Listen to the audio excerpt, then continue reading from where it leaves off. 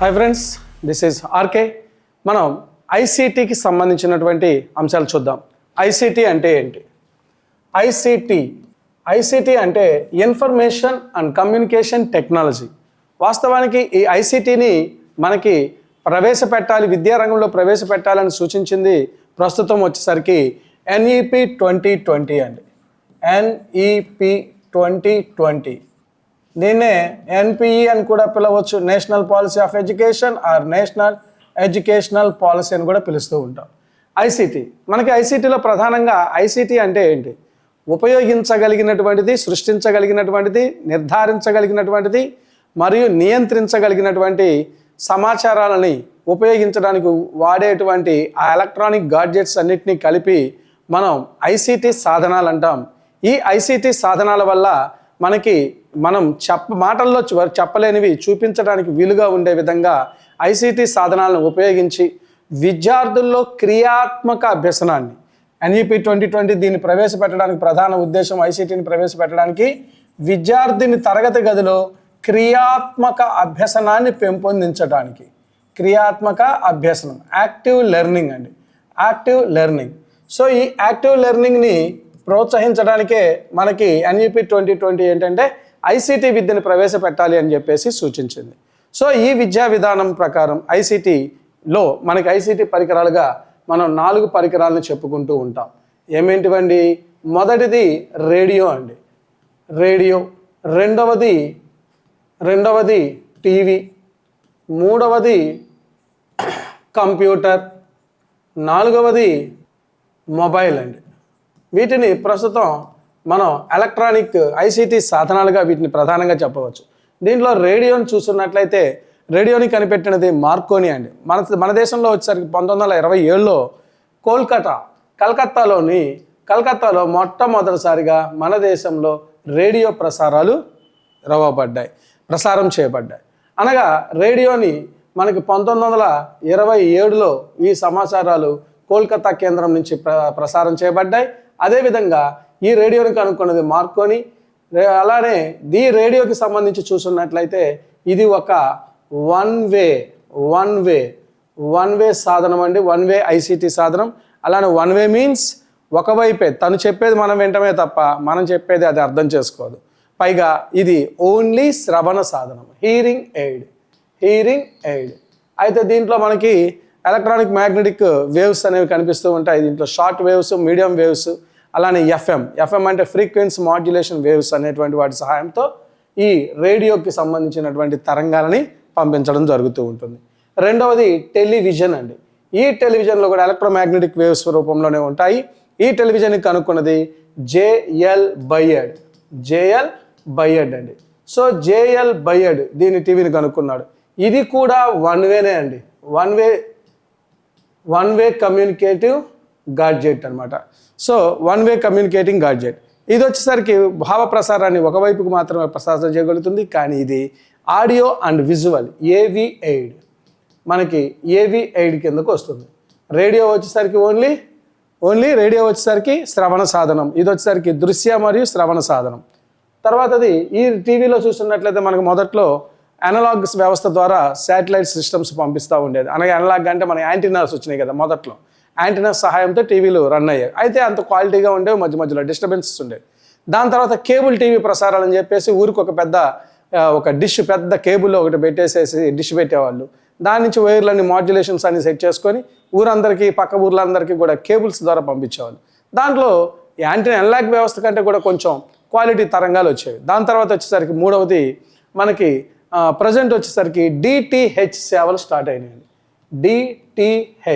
DTH అంటే direct to home. ఇవన్నీ కూడా డైరెక్ట్గా శాటిలైట్ వ్యవస్థ నుంచి మనకి సమాచారాలు వస్తూ ఉంటాయి.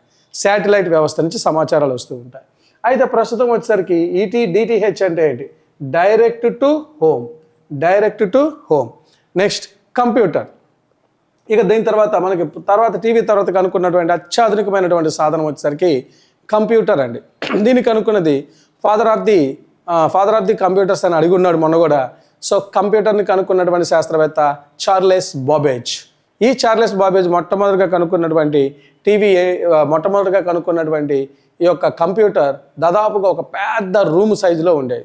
దాన్ని పనిచేయించడానికే కొంతమంది కార్మికులు, ఒక 60-50 మంది కార్మికులు రోజు పనిచేస్తే కానీ ఒక కంప్యూటర్ రన్ అయ్యేది కాదు. వాస్తవానికి కంప్యూటర్ అంటే కంప్యూటింగ్ అంటే గణనకు మాత్రమే ఉపయోగించే గణన యంత్రం. వాస్తవానికి దీని శబ్ద ఉత్పత్తి అర్థం ప్రకారం చూసుకున్నట్లయితే కంప్యూటింగ్ మిషన్. సో లెక్కించేటువంటి యంత్రం అనగా ఒక గణన యంత్రంగా చూసేవాళ్ళం. ఈ కంప్యూటర్లో వచ్చేసరికి మనకి కంప్యూటర్లో 3 రకాలైనటువంటి అంశాలు కనిపిస్తూ ఉంటాయి. ఏమేంటి అవి చూస్తే ఇదిగోండి, కంప్యూటర్లో 3 భాగాలు కనిపిస్తూ ఉంటాయి. ఈ 3 భాగాలు మనకి మొదటిది ఇన్పుట్ డివైజెస్, రెండవది CPU, output devices. Input devices చూస్తున్నట్లయితే కంప్యూటర్లకు సమాచారాన్ని ఇచ్చే ఉంటాయి. ఇవి మనకి కీబోర్డ్స్, అలానే mouse, scanner, OMR, optical mark reader, barcode reader, sensor, మొన్న బిట్టిచ్చాడు, దీని మీద బిట్టిచ్చున్నాడు సెన్సార్, ఓకేనా. అలానే మనకి MICR ఇలాంటివన్నీ కూడా మనకి కనిపిస్తూ ఉంటాయి. అయితే మ్యాగ్నెటిక్ ఇంక్ క్యారెక్టర్ రీడర్ అండి, మ్యాగ్నెటిక్ ఇంక్ క్యారెక్టర్ రీడర్స్ ఇవన్నీ కూడా కంప్యూటర్ లోపలికి సమాచారాన్ని అందిస్తూ ఉంటాయి. రెండవది అవుట్పుట్ డివైజెస్ వచ్చేసరికి ఇవి సమాచారాన్ని కంప్యూటర్కి బయటకి ఇస్తూ ఉంటాయండి, సమాచారాన్ని బయటకు చూపిస్తూ ఉంటాయి. సో కంప్యూటర్ నుంచి సమాచారం బయటకు తీసుకొచ్చేటువంటి వాటిలో monitor, printer, speaker, magnetic disk ఇలాంటివన్నీ కూడా మనకి కంప్యూటర్ ద్వారా సమాచారం మనకి బయటికి తెలియపరచడం జరుగుతూ ఉంటుంది. మూడవది CPU అండి. CPUలో చూస్తున్నట్లయితే సెంట్రల్ ప్రాసెసింగ్ యూనిట్ ఉంటుంది. ఈ సెంట్రల్ ప్రాసెసింగ్ యూనిట్ అంతా కూడా ఏం చేస్తుందంటే ఇన్పుట్ డివైజెస్, అవుట్పుట్ డివైజెస్ వీటన్నిటిని కంప్యూటర్ మొత్తాన్ని కూడా సమర్థవంతంగా నిర్వహణ చేస్తుంది, అలానే నియంత్రిస్తుంది, అలానే కోఆర్డినేషన్ని కూడా చేస్తుంది, అలానే సమాచారాన్ని నిల్వ చేయటం, అలానే సమాచారాన్ని విశ్లేషణ చేసేది కూడా. సమాచార విశ్లేషణ, డేటా అనాలిసిస్ అంతా కూడా ఎక్కడ జరుగుతుంది అంటే CPUలోనే జరుగుతుంది. ఈ CPUని మనం సెంట్రల్ ప్రాసెసింగ్ యూనిట్ అంటాం. దీంట్లో మరలా 3 భాగాలు కనిపిస్తూ ఉంటాయి. మొదటిది మెమరీ యూనిట్. ఈ మెమరీ యూనిట్లో మరలా 2 రకాలు ఉంటాయి మెమరీ యూనిట్లో. సో ఇది మెమరీ యూనిట్ అంటేనే సమాచారాన్ని నిల్వ చేసుకునేది, సమాచారాన్ని దాచేది కనుక చెప్పుకోవచ్చు. దీంట్లో మొదటిది ర్యామ్ అండి, రోమ్. ర్యాండమ్ యాక్సెస్ మెమరీ, మొన్న ఇచ్చాడండి బిట్టు RAM, ర్యామ్ని విస్తరించండి అని. ర్యాండమ్ యాక్సెస్ మెమరీ, దీంట్లో వచ్చేసరికి సమాచారం తాత్కాలిక సమాచారంగా నిల్వ ఉంటుంది. ఇది పూర్తిగా ఎలా ఉంటుంది అంటే మానిటర్ పైన ఉండేటువంటి మనం చూసేటువంటి సమాచారం. అయితే ఈ సమాచారాన్ని ర్యామ్ని కనుక మనం ఒకసారి కంప్యూటర్ని షట్ డౌన్ చేస్తే ఆ సమాచారాన్ని తిరిగి చూడటానికి, ఉపయోగించడానికి కూడా వీలుండదు. అనగా ఇది మానిటర్ ఎప్పుడైతే మనకి కంప్యూటర్ షట్ డౌన్ చేస్తామో అవన్నీ కూడా తాత్కాలిక సమాచారం అంతా కూడా నిల్వ ఉంటుంది. అయితే దీన్ని ఎలా గుర్తుపెట్టుకోవచ్చు అంటే నా పేరు రామకృష్ణ, అంతే రామ్ అనుకోండి, నా ఇంటి పేరు టీ అనుకోండి, అప్పుడు ట్రామ్ లేదా రామ్ అని గుర్తుపెట్టుకోండి. రామ్ అంటే that means Ram temporary memory అని గుర్తుపెట్టుకోండి. సో రామ్ టెంపరరీ మెమరీ అని. ఇక తర్వాతది రోమ్ అండి, రీడ్ ఓన్లీ మెమరీ. అయితే ఇది వచ్చేసరికి సమాచారం శాశ్వతంగా కంప్యూటర్లో దాగి ఉంటుంది. అయితే ఈ సమాచారాన్ని మనకి ఎప్పుడు కావాలంటే అప్పుడు తీసుకోవచ్చు. అంటే కంప్యూటర్ షట్ డౌన్ చేసినా, అలానే కంప్యూటర్ని మనం షట్ డౌన్ చేయకపోయినా దీన్ని రోమ్ని మనకి ఎక్కడ వస్తుంది అంటే హార్డ్ డిస్కుల్లో మనం సపరేట్ చేసుకుంటూ ఉంటాం, సేవ్ చేసుకుంటూ ఉంటాం. మనకి CPUలోనే ఈ హార్డ్ డిస్క్ ఉంటుంది. అలానే దీనికి hard disk, external hard disk కూడా మనం దీనికి యాడ్ చేసుకోవచ్చు. నెక్స్ట్ ALU వచ్చేసరికి అర్థమెటిక్ లాజికల్ యూనిట్ అండి, సో ఈ అర్థమెటిక్ లాజికల్ యూనిట్ వచ్చేసరికి గణితానికి సంబంధించినటువంటి అంశాలన్నీ కూడా ఇక్కడ మనకి కనిపిస్తూ ఉంటాయి అర్థమెటిక్ లాజిక్ యూనిట్లో. సో ఇవి అవుట్పుట్ డివైజెస్గా మనం చెప్పుకోవచ్చు. తర్వాత మనకి కంప్యూటర్లో ఉపయోగించేటువంటి సాఫ్ట్వేర్స్ మనకి కనిపిస్తూ ఉంటాయండి. సో కంప్యూటర్లో ఉపయోగించేటువంటి సాఫ్ట్వేర్స్ చూసినట్లయితే మనకి సాఫ్ట్వేర్స్ 2 రకాలు కనిపిస్తూ ఉంటాయి కంప్యూటర్లో ఉపయోగించేటువంటి సాఫ్ట్వేర్స్. సో ఈ కంప్యూటర్లో ఉపయోగించే సాఫ్ట్వేర్స్ 2 టైప్స్ ఉంటాయి. అసలు ముందు సాఫ్ట్వేర్ అంటే ఫస్ట్ మనం కంప్యూటర్కి కొన్ని ఆదేశాలు ఇస్తూ ఉంటామండి.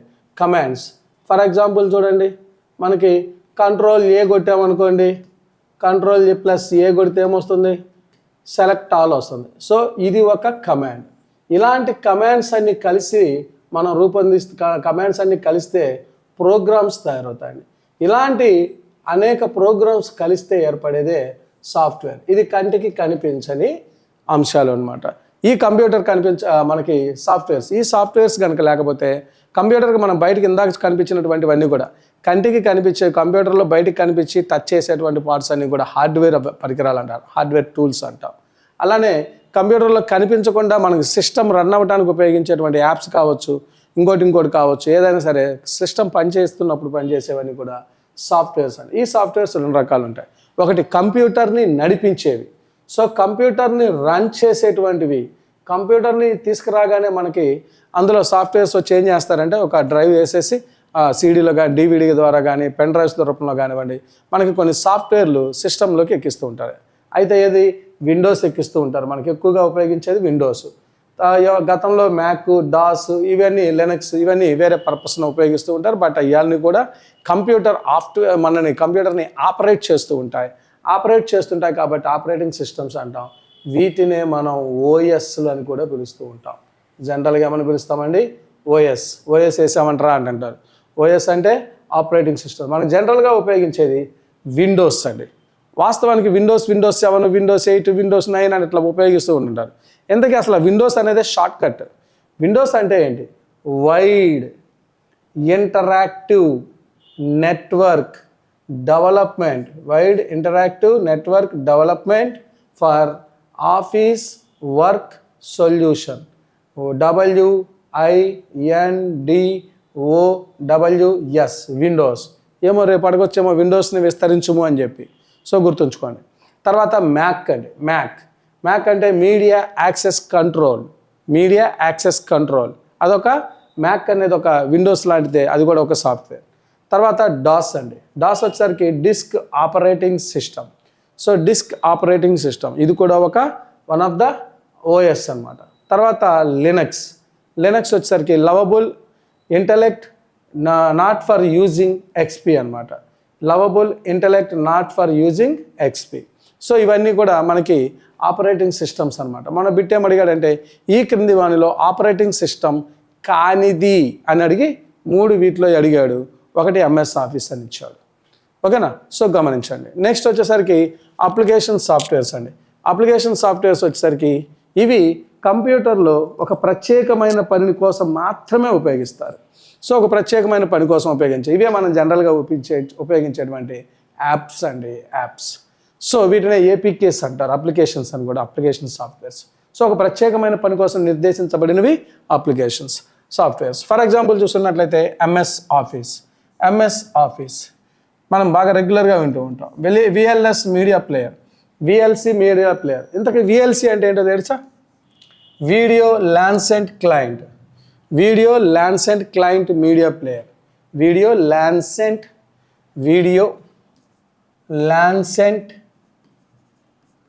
క్లయింట్ ప్లేయర్ అనమాట. Next candy crush.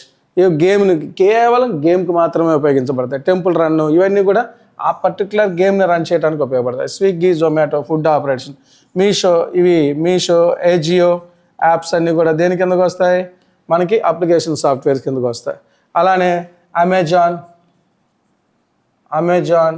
ఫ్లిప్కార్ట్ ఇవన్నీ కూడా దేనికి ఉపయోగిస్తాం? వీటిని ఫ్లిప్కార్ట్, అమెజాన్ ఇవన్నీ కూడా మనం పర్చేజ్ చేసే యాప్స్ అనమాట. గూడ్స్ యాప్స్ కదా మనం చూపిస్తూ ఉంటాం. సో మనకి ఇందులో అప్లికేషన్ సాఫ్ట్వేర్స్ అనేవి కూడా ఇలా ఇంక్లూడ్ అయి ఉంటాయి. అయితే దీంట్లో మనం ఎంఎస్ ఆఫీస్ గురించి చూద్దాం. ఎంఎస్ ఆఫీస్ని మైక్రోసాఫ్ట్ అనేటువంటి ఒక అమెరికా కంపెనీ తయారు చేసిందండి. ఈ అమెరికా కంపెనీకి ఫౌండర్ ఎవరై ఉంటారు? Yes, Bill Gates. సో ఈ ఎంఎస్ ఆఫీస్లో వచ్చేసరికి మనకి 4 సబ్ యాప్స్ ఉంటాయి. ఇక్కడ ఎంఎస్ ఆఫీస్ అంటే పర్టికులర్గా గుర్తుపెట్టుకోండి, ఆఫీస్ వర్క్కి యూజ్ చేసేటువంటి సాఫ్ట్వేర్స్ కాబట్టి వాటిని అన్నింటినీ కూడా ఎంఎస్ ఆఫీస్ అంటాం. దీనిలో మొదటిది MS word, MS Excel, MS power point, MS access. So ఈ ఎంఎస్ వర్డ్లో వచ్చేసరికి కంప్లీట్గా ఎంఎస్ వర్డ్ వచ్చేసరికి టెక్స్ట్స్ అండి, పేజెస్ రూపంలో చూపిస్తాం. ఈ ఎంఎస్ వర్డ్ అనేది పేరులోనే ఉంది, వర్డ్స్ని టైప్ చేయడానికి, అలానే టెక్స్ట్గా మార్చడానికి, అలానే ఆ వర్డ్స్ని కలర్ఫుల్గా అందంగా వివిధ సైజుల్లో ఫాంట్ స్టైల్స్, అలానే ఫాంట్ స్టైల్సే కాకుండా స్క్రిప్ట్ స్టైల్స్ ఉంటాయి. ఇటాలిక్ స్టైలు ఇట్లాంటివన్నీ కూడా, రోమన్ స్టైల్ ఇట్లాంటివన్నీ కూడా మనకి ఈ ఎంఎస్ వర్డ్లో కనిపిస్తూ ఉంటాయండి. సో అక్షరాలని అందంగా తీర్చిదిద్దడానికి వివిధ సైజుల్లో, వివిధ కలర్స్లో, వివిధ టైప్స్ ఫాంట్స్ రూపంలో కూడా స్క్రిప్ట్స్ రూపంలో కూడా ఉపయోగిస్తూ ఉంటాం.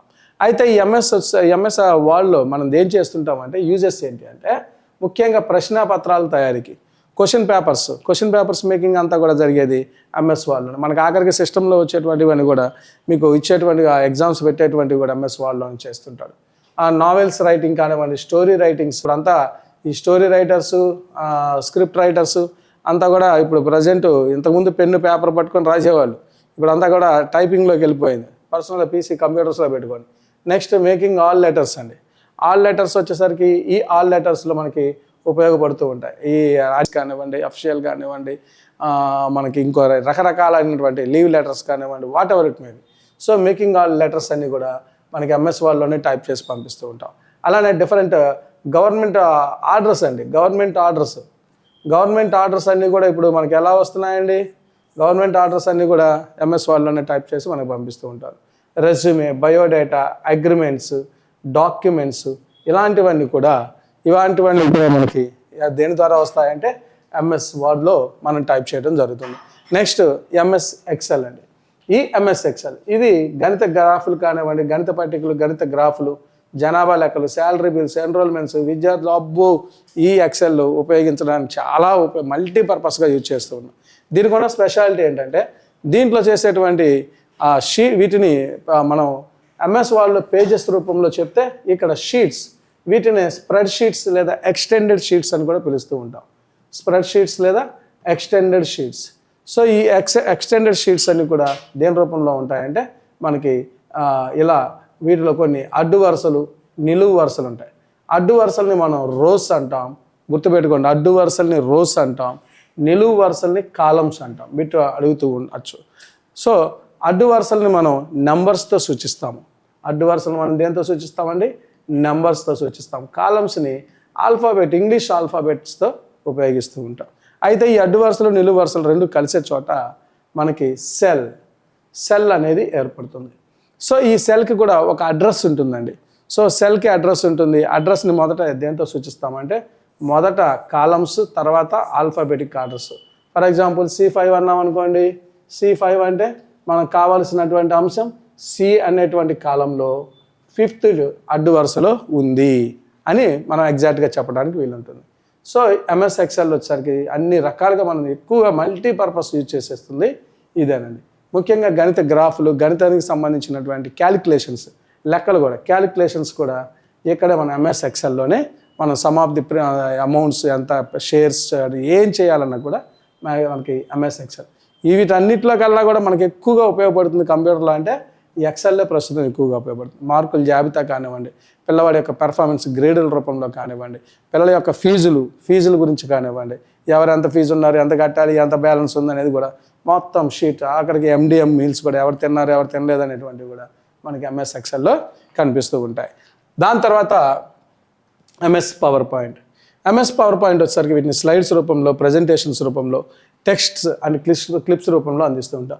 ఎంఎస్ వర్డ్కి ఎంఎస్ పవర్ పాయింట్కి ఉన్నటువంటి తేడా ఏంటంటే ఎంఎస్ వర్డ్లో అక్షరాలను టైప్ చేసుకుంటాం, ఇందులో కూడా అక్షరాలను టైప్ చేసుకుంటాం, డిజైన్ చేసుకుంటాం, కలర్స్ ఇస్తాం, అన్నీ బాగుంటాయి. అయితే దీనికి తేడా ఏంటంటే అక్కడ పేజెస్ రూపంలో చూపిస్తే ఇక్కడ వచ్చేసరికి మనం వీటిని పవర్ పాయింట్ రూపంలో స్లైడ్స్ రూపంలో చూపిస్తూ ఉంటాం.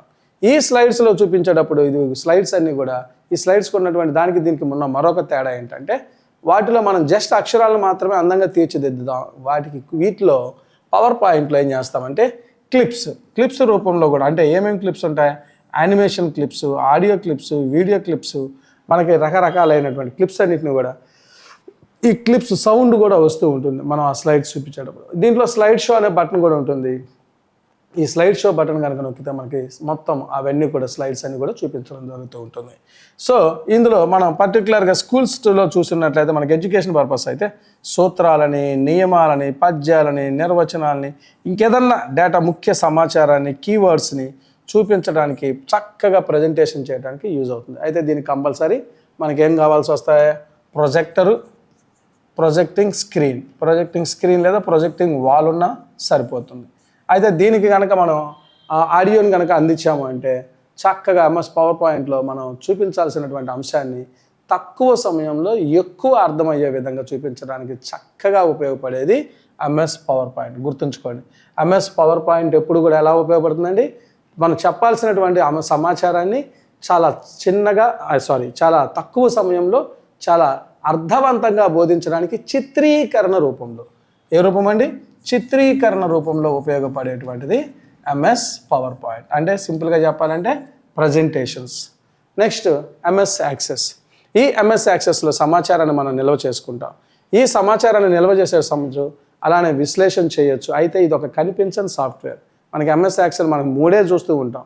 ఎంఎస్ యాక్సెస్ ఇది ఏం చేస్తుందంటే ఈ మూడిటితో మనం తయారు చేసినటువంటి ఈ మూడిటిని ఉపయోగించేటప్పుడు మనం చేసేటువంటి ఆ సమాచారాన్ని, డేటా నిల్వ చేయడం కానివ్వండి, విశ్లేషించడం కానీ, నిర్వహించడం కానీ, నివేదిక కానివ్వండి, సమన్వయం కానివ్వండి, పరిశీలించడం కానివ్వండి, కోఆర్డినేషన్ కానివ్వండి, ఇలాంటివన్నీ కూడా మనం చేయడానికి వీలుగా ఉండేది ఏంటిదండి, ఈ యొక్క ఎంఎస్ యాక్సెస్. సో ఈ ఎంఎస్ యాక్సెస్ అనేది మనకు బయటకు కనిపించని సాఫ్ట్వేర్.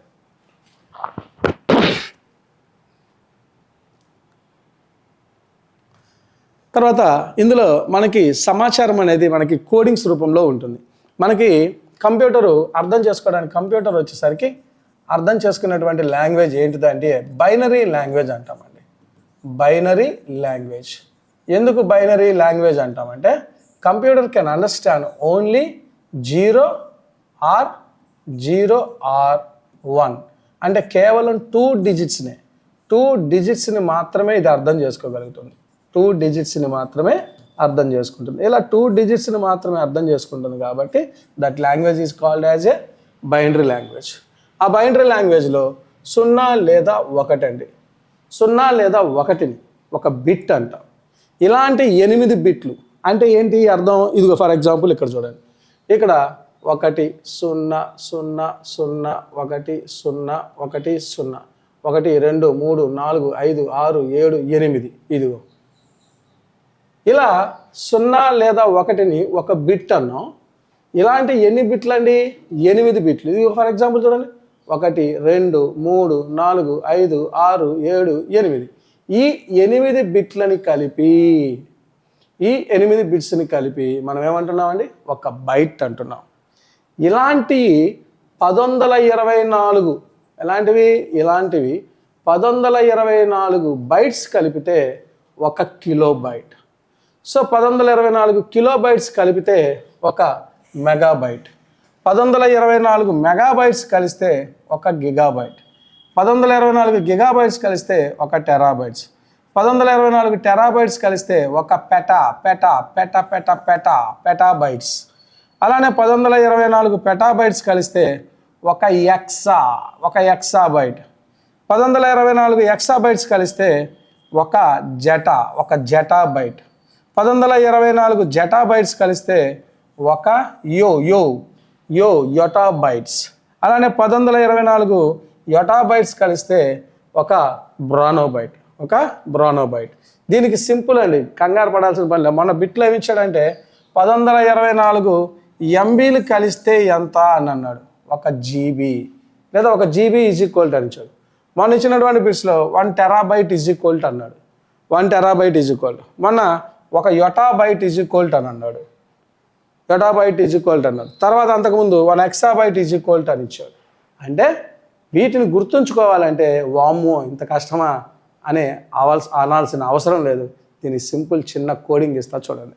ఎలా చూడండి, ఇదిగో కేఎంజిటి పెజ్వైబి. ఫర్ ఎగ్జాంపుల్ ఊరికే సరదాగా ఎలా గుర్తుపెట్టుకోండి, కిలోమీటర్లు గ్రామ్స్ టైమ్స్ని కొలవటానికి కొత్త ప్రమాణం వచ్చింది. ఏంటట ఆ కొత్త ప్రమాణం, పెజ్ వైబి అనే ఒక ప్రమాణం. సో సింపుల్గా కేఎంజిటి పెజ్వైబి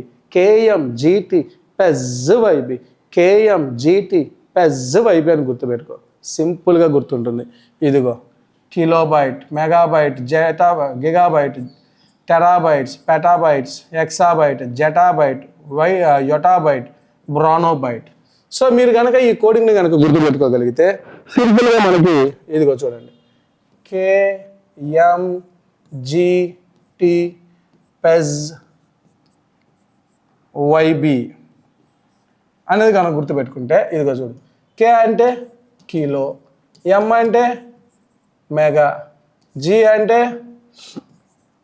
గిగా, టీ అంటే టెరా, పి అంటే పెటా, ఈ అంటే ఎక్సాబైట్, జెడ్ అంటే జెటా, వై అంటే యొటా, బి అంటే బ్రోనోబైట్. ఇప్పుడు ఫర్ ఎగ్జాంపుల్ వాడు ఏమన్నా అడిగాడు అనుకోండి, 1 యొటాబైట్ ఈజ్ ఈక్వల్ టు అన్నాడు అనుకో, 1 యొటాబైట్ అంటే ఇక్కడ వై ఉందిగా, వైకి ముందుకు వెళ్ళిపో. 1 యొటాబైట్ ఈజ్ ఈక్వల్ టు అన్నాడు అనుకో, 1 yottabyte is equal to 1024 zettabytes. For example 1 exabyte is equal to అన్నాడు, దాని ముందుకు వెళ్ళు. 1 ఎక్సాబైట్ ఈజ్ ఈక్వల్ టు అన్నాడంటే నువ్వు ముందుకు వెళ్ళిపోయి దానికి ముందు 1024 పెట్టు, 1024 పెటాబైట్స్. అలా కాదు, 1 గిగాబైట్కి ఇదిగో ఇక్కడ 1 టెరాబైట్ ఈజ్ ఈక్వల్ టు అన్నప్పుడు అట్లా ఓకే.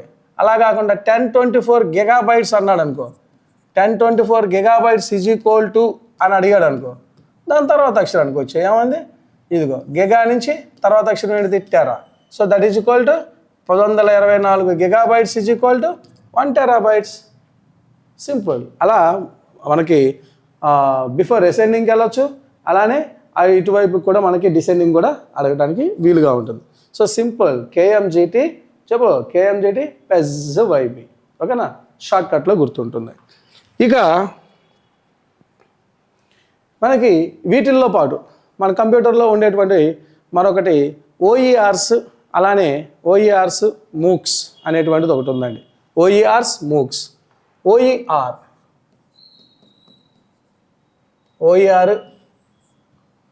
మూక్స్.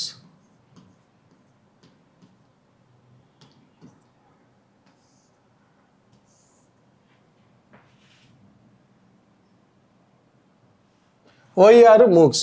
ఓఈఆర్ అంటే ఏంటి? ఓఈఆర్ అంటే ఓపెన్ ఎడ్యుకేషనల్ రిసోర్సెస్. వీటినే మనం ఉచిత సార్వత్రిక అభ్యసన వనరులు అని పిలుస్తాం.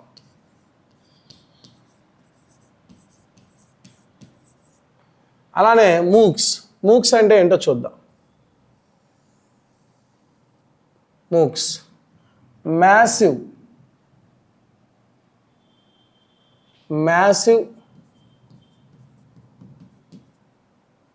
Open online courses.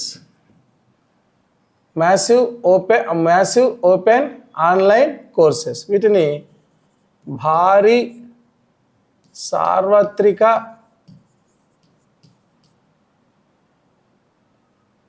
అభ్యసన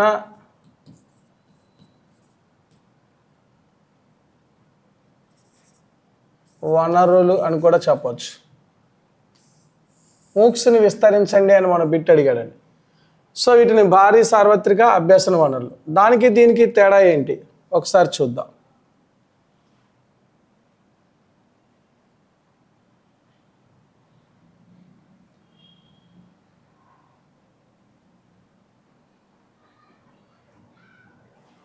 ఈ ఓఈఆర్స్ వచ్చేసరికి మనకి 100% ఎలా ఉంటాయంటే 100% వచ్చేసరికి మనకి ఇందులో ఫ్రీ కంటెంట్ ఉంటుందండి. ఫ్రీ కంటెంట్ ఉంటుంది. మనం జస్ట్ యూట్యూబ్లో కనుక ఓపెన్ చేసామనుకోండి, ఆ యూట్యూబ్లో ఓపెన్ చేస్తే మన సైకాలజీ క్లాసెస్ అని కొట్టామనుకోండి, మన క్లాసెస్ అన్నీ ఎలా అయితే మనతో పాటు మిగిలినవి ఏమైతే ఉన్నాయో అవన్నీ కూడా ఫ్రీ కంటెంట్ వీడియోస్ అన్ని చూపిస్తూ ఉంటాయి చూసారా, ఇవన్నీ కూడా. సో ఇవన్నీ free content plus pre recorded, ముందుగానే రికార్డ్ చేయబడి ఉంటాయి. సో ఇవి 100% ఫ్రీ కంటెంట్ అనమాట. 100% ఉచిత అభ్యసన వనరులుగా ఉంటాయి. మొట్టమొదటి ఎవరు పెట్టారు ఓఈఆర్ అంటే 2001 సంవత్సరంలో వికీపీడియా అండి. ఈ వికీపీడియా అనేటువంటి సంస్థ ఏం చేసింది, ఈ వికీపీడియా అనేటువంటి సంస్థ మొట్టమొదటిసారిగా ఎడ్యుకేషన్కి సంబంధించిన ఓఈఆర్ని పెట్టడం జరిగింది. ఇవన్నీ కూడా ఓపెన్ ఉచిత సార్వత్రిక అభ్యసన వనరులు, 100% ఫ్రీ కంటెంట్ వీడియోస్ మనం చక్కగా చూడొచ్చు. అయితే వీటిని చూడటానికి ఉన్నటువంటి ఒక ఇదేంటంటే దీనికి వీటిలో 4 లక్షణాలు ఉంటాయండి. ఏంటి అంటే 4 Rs అంటాం వీటిని. మొన్న దీని మీద కూడా బిట్ అడిగాడు. 4 Rs అంటే ఉచిత OERస్ను ఉపయోగించుకునేటువంటి వరుస క్రమం అడిగాడండి. సో దీంట్లో చూస్తున్నట్లయితే ఫస్ట్ రీయూజ్ అండి, తిరిగి ఉపయోగించు, ఎన్నిసార్లైనా కావాలంటే ఎన్నిసార్లైనా ఉపయోగించుకోవచ్చు. తర్వాత రివైజ్, ఎన్నిసార్లైనా మనం దాని మీద రివైజ్ చేసుకోవచ్చు. మూడవది రీమిక్స్ అండి, రీమిక్స్, మనకు కావాలంటే దాన్ని మనం ఎడిటింగ్ కూడా చేసుకోవచ్చు, మిక్సింగ్ కూడా చేసుకోవచ్చు. నాలుగవది డిస్ట్రిబ్యూట్ అండి, మనం మిక్సింగ్ చేసిన దాన్ని అవసరమైతే ఎంతమందికైనా సరే పంపిణీ చేసుకోవచ్చు సమాచారాన్ని. సో దీనికి సింపుల్ కోడ్ ఏంటంటే యువిఎండి.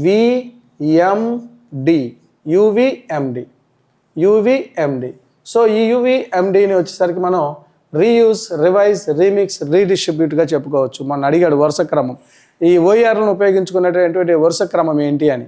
సో కోడ్ యువిఎండి, రీయూజ్, ఇక్కడ చూడండి యువిఎండి గుర్తుపెట్టుకోండి, రీయూజ్, రివైజ్, రీమిక్స్, రీడిస్ట్రిబ్యూట్. ఇక దీంట్లోకి వచ్చేసరికి మూక్స్ అండి. ఈ మూక్స్లోకి వచ్చేసరికి మ్యాసివ్ ఓపెన్ ఆన్లైన్ కోర్సెస్లో వచ్చేసరికి వీటిలో ఎక్కువ శాతం అంటే 70 to 80% కూడా ఫ్రీ కంటెంట్సే ఉంటాయి. దీంట్లో కూడా ఫ్రీ కంటెంట్సే ఉంటాయి. అయితే ఇక్కడ ఉన్నటువంటి దీనికి ఇవన్నీ ప్రీ రికార్డెడ్ అనుకున్నాక మనం ఓఈఆర్స్ అన్ని ప్రీ రికార్డెడ్. అయితే ఇక్కడ జరిగేటువంటిది ఏంటంటే ఆన్లైన్ ట్రైనింగ్ ఇస్తారు, అలానే ఆన్లైన్ కోర్స్ రన్ అవుతూ ఉంటుంది. ఇక్కడ ఆన్లైన్లోనే పిల్లలు ఇంటి దగ్గరే ఉండి నేర్చుకుంటూ ఉంటారు. దీంట్లో ఆన్లైన్ సర్టిఫికేషన్ కూడా జరుగుతూ ఉంటుంది. అయితే దీనికోసం ఏంటంటే కొంత ఫీ కూడా చెల్లించాల్సి ఉంటుంది. సో ఈ మూక్స్కి ఓఈఆర్స్కి తేడా ఇది. ఓఈఆర్స్కి మూక్స్కి ఉన్న తేడా ఏంటంటే ఓఈఆర్స్ వచ్చేసరికి మనం ఎలాంటిది కూడా ఫీ చెల్లించాల్సిన పని లేదు, 100% ఫ్రీ కంటెంట్ ఉంటుంది. ఇందులో కూడా దాదాపు 70 to 80% ఎక్కువ మంది ఈ ఫ్రీ కంటెంట్నే యూజ్ చేస్తూ ఉంటారు. కానీ ఇక్కడ ఇంకేంటి స్పెషాలిటీ ఏంటంటే అన్నీ కూడా డైలీ జరుగుతూ ఉంటాయి. ఆన్లైన్ కోర్సెస్ ఉంటాయి, ఆన్లైన్ ట్రైనింగ్ ఉంటుంది. ఆన్లైన్గా వచ్చేసరికి మనకి ఇంటి దగ్గర ఉండి చదువుకోవచ్చు. సర్టిఫికేషన్ కోర్సెస్ ఇస్తారు. సో మనకి సర్టిఫికేట్స్ కూడా ఆన్లైన్లోనే, ఇవన్నీ కూడా ఆన్లైన్లోనే ఉంటుంది. అయితే దీనికి కొంత ఫీజు అనేది చెల్లించాల్సి ఉంటుంది. అయితే 70 to 80% ఫ్రీ ఉన్నప్పటికీ 78 to 80% ఫ్రీ ఉన్నప్పటికీ మనకి 70 to 80% ఫ్రీ కంటెంట్ ఉన్నప్పటికీ కూడా మనకేంటంటే మిగిలినవన్నీ కూడా ఆన్లైన్లో జరుగుతూ ఉంటాయి. ఇవి వచ్చేసరికి రికార్డెడ్. మనకి వీటిని యూజ్ చేసుకోవడానికి ఎలా రివైజ్ యువిఎండి ఆప్షన్ అనేది ఇక్కడ మనకి ఉండదు, మూక్స్కి ఉండదు. అయితే ఈ మూక్స్ని మనం టీచర్లకి అలానే స్టూడెంట్స్కి కూడా ఆన్లైన్ ప్లాట్ఫామ్లో మనకి కోచింగ్ ఇవ్వడానికి సహాయపడుతూ ఉన్నాయి. మన బిట్ అడిగాడు దీని మీద. సో ఉపాధ్యాయులకి అంతర్జాతీయంగా జాతీయ వేదికగా ఉపయోగించి మనకి శిక్షణ ఇచ్చేటువంటి ఆన్లైన్ శిక్షణ ఇచ్చేటువంటి సంస్థ ఏది అంటే మూక్స్ అండి. ఈ మూక్స్ని అలానే ఈ మూక్స్ ద్వారా మనకి స్వయం అనేటువంటి యాప్ ఒకటి ఈ మధ్య మన టీచర్లందరికీ కూడా స్వయం అనేటువంటి ఒక యాప్ ఉందండి. ఈ యాప్ ఇద్దరూ చేయాలా, టీచర్స్ చేయాలా అలానే స్టూడెంట్స్ చేయాలి. ఎవరికి వాళ్ళు సెల్ఫ్ లెర్నింగ్ అనమాట. దీంట్లో కొన్ని వీడియోస్ వస్తూ ఉంటాయి. ఆ వీడియోస్ ఆధారంగా సెల్ఫ్ లెర్నింగ్ జరుగుతూ వాటికి మధ్యలో వచ్చేటువంటి క్వశ్చన్స్కి ఆన్సర్స్ చేయాల్సి ఉంటుంది. సో ఇంతకీ స్వయం అంటే ఏంటి? ఈ స్వయం అంటే ఏంటి? ముందుగా ఈ మూక్స్ని అలానే స్వయం అనేటువంటి ఈ ప్లాట్ఫామ్ని అభివృద్ధి చేసింది ఎవరు అని చెప్పేసి మన బిట్ అడిగాడండి. ఎవరు అంటే AICTE మరియు MHRD అండి, MHRD, AICTE and MHRD. So AICTE, MHRD. AICTE అంటే all India council of technical education. అలానే MHRD అంటే మన ministry of human resource development. అంటే ఏంటి MHRD అంటే? Ministry of human resource development అంటే కేంద్ర మానవ వనరుల శాఖ అన్నమాట. అయితే ఇంతకీ స్వయం అంటే ఏంటి? స్వయం ఇది ఇద్దరు చేసేటువంటి టీచరు మరియు స్టూడెంట్. స్వయం అంటే స్టడీ అండి, study webs study webs of active study webs for active learning study webs of active learning for young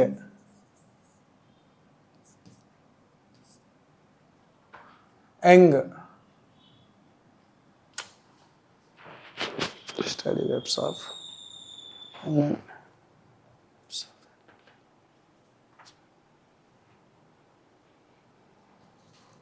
young aspiring minds. Study webs for active learning and young aspiring minds. So ఈ స్వయం అనేటువంటిది app అన్నమాట. ఇది టీచర్స్కి ఉంటుంది, అలానే స్టూడెంట్స్కి ఉంటుంది.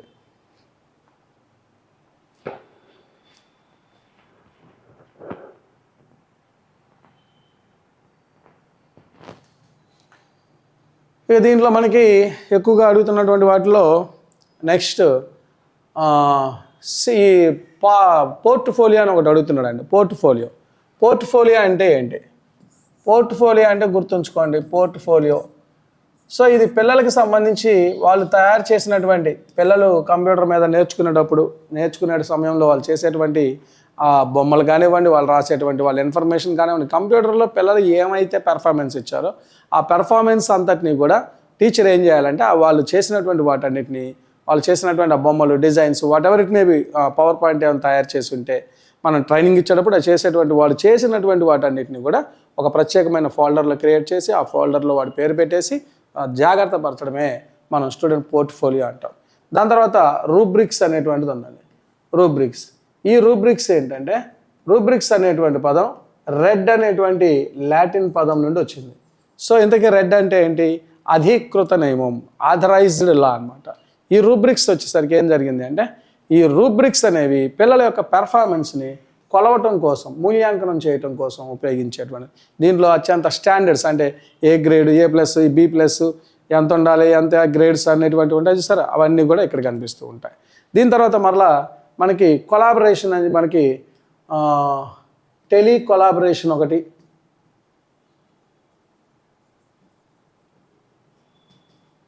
టెలి కొలాబరేషను, అలానే టెలి కాన్ఫరెన్స్. ఈ రెండింటికి తేడా ఏంటి? Tele collaboration, tele conference. So ఈ టెలి కొలాబరేషను, టెలి కాన్ఫరెన్స్ అంటే ఇద్దరు వ్యక్తులు వర్క్ పరంగా ఐసిటి సాధనాలను ఉపయోగించుకొని రెండు వేరు ప్రదేశాల నుంచి మాట్లాడుకునేటువంటిది అనమాట. సో టెలి కొలాబరేషన్ అంటాం. ఇప్పుడు ఫర్ ఎగ్జాంపుల్ చూడండి, మనకి సాఫ్ట్వేర్ జాబ్స్ చూస్తే వీడియో కాల్లో చేస్తూ ఉంటాడు. ఎవరు? ఎగ్జామినర్ ఉంటాడు, ఇంటర్వ్యూ చేసేటువంటి ఇంటర్వ్యూరు, అలానే ఇక్కడ అబ్జర్వ్యూ ఉంటాడు. అంటే ఆయన ఏం చేస్తాడు? క్వశ్చన్స్ అడుగుతాడు ఇంటర్వ్యూలోనే, వీడియో కాల్, ఆన్లైన్ కాల్స్ అంటాం. సో దాంట్లో ఏం చేస్తాడు? తను సమాచారం అడుగుతాడు, క్వశ్చన్స్ అడుగుతాడు, దీనికి ఇతను ఆన్సర్ ఇవ్వాల్సి ఉంటుంది. సో అది కేవలం ఇద్దరు వ్యక్తుల మధ్య గోప్యంగా జరిగేటువంటి చాటింగ్ కావచ్చు, వీడియో కాల్ కావచ్చు, దాన్ని మనం టెలి కొలాబరేషన్ అంటాం. అలానే టెలి కాన్ఫరెన్స్, దీన్ని మనం వీడియో కాన్ఫరెన్స్గా కూడా పిలుస్తూ ఉంటుంటాం. ఇక్కడ ఏం జరుగుతుందంటే అనేక మంది వ్యక్తులు అనేక ప్రదేశాల నుంచి మొత్తం అందరూ ఎక్కడెక్కడో ఉంటారు, వాళ్ళందరూ కలిసి మాట్లాడుకుంటూ ఉంటుంటారు, ఒక గ్రూప్లో మాట్లాడుకుంటూ ఉంటారు. సో ఇలా గ్రూప్లో మాట్లాడుకోవటాన్ని మనం టెలి కాన్ఫరెన్స్ అంటాం. ఫర్ ఎగ్జాంపుల్ మనం చూడండి, వరదలు వచ్చినాయి. ఈ వరదలు వచ్చినప్పుడు మన సీఎం ఏం చేశారు? టెలి కాన్ఫరెన్స్లో, వీడియో కాన్ఫరెన్స్లో అక్కడక్కడ పర్యటించి వచ్చిన తర్వాత అక్కడక్కడ ఎలా ఉన్నాయి ఏంటని అక్కడ ఉన్నటువంటి అధికారులతోటి వీడియో కాన్ఫరెన్స్లో మాట్లాడుతూ ఉంటారు. సో అది మనం టెలి కాన్ఫరెన్స్గా కూడా చెప్పుకోవచ్చు.